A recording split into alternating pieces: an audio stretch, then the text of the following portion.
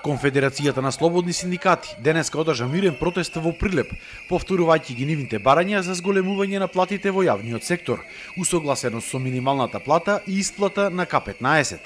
На денешниот протест исто така КСС побара и работа без притисок и мобинг, почитување на законите и колективните договори. Од Конфедерацијата најмногу се противат на најавениот трансфер на вработени од јавниот во приватниот сектор. Обвинија дека веќе се правеле одредени листи за кои што тие како синдикат воопшто не биле информирани. Од КСС велат дека иако се прават вакви листи, од друга страна имало масовни партиски вработувања во јавниот сектор. Знаеме веќе дека во јавната администрација почнаа да се прават трансфер листи. Ние како синдикати не сме информирани за правењето на тие трансфер листи, тоа се прави задкулисно, значи одредена група на луѓе во одредени институции ги прават. Така да ние ќе кажавме дека жестоко ќе се спротивставиме на тоа, затоа што треба прво да се донесат одредени законски решенија и начинот на кој треба тоа да се изведе, но и покрај тоа еве кажуваме и тука дека треба да сопре со вработувањето во јавната администрација на партиски кадри и дека одливот на вработени од јавната администрација ќе биде природен во овие 2-3 години и дека не треба да има трансфер листи, туку истите пари да се употребат за преквалификација или доквалификација на одредени вработени кои што не припаѓаат во одредена институција, но можат да припаѓаат во друга институција каде што има стварно недостаток на стручен кадар. Има партиски вработувања? Да, има партиски вработувања, значи ние тоа го истакнавме, имаше и порано, има и сега партиски вработувања. За жал за тоа што целата македонска јавност се бореше за престане политизацијата на јавната администрација се поизразена во последно време.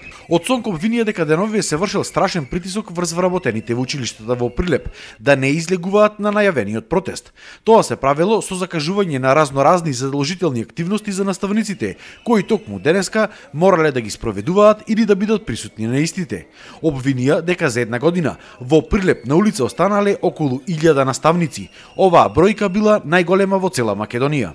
Сведоци сме на жестоки притисоци во училиштата со закажување на разноразни училишни активности кои што беа вчера закажани за денес во сабота, каде што е неработен ден за вработените во училиштата, меѓутоа мојот длабоко убедување дека тоа нема да ги поколеба вработените во училиштата и тие сигурно ќе излезат на протест. Инаку Прилеп е еден од градовите, една од општините која што најжестоко удри врз воспитно-образовниот процес, односно вработените во воспитно-образовниот процес. Знаеме дека над 1000 наставници кои што исполнуваа услови за трансформација не им беше продолжен договорот за работа. Знаеме дека над 1000 семејства останаа практично без екзистенција за преживување.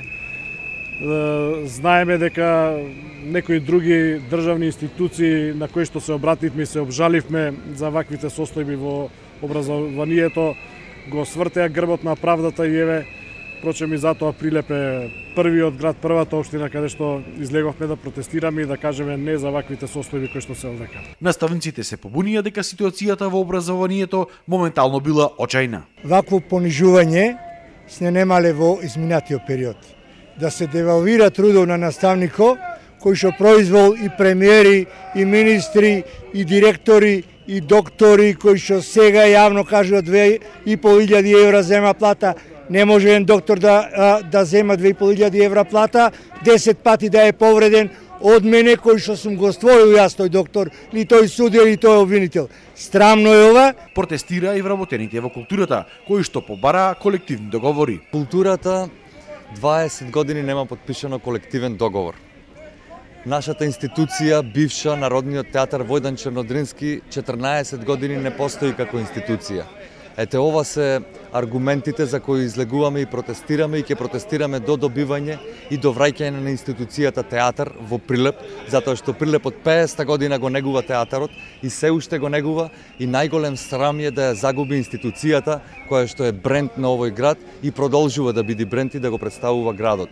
А за колективните договори е навистина срамно, затоа што од 98 од кога јас се вработив во театаров, се зборуваше дека следната година ќе потпишеме колективен договор.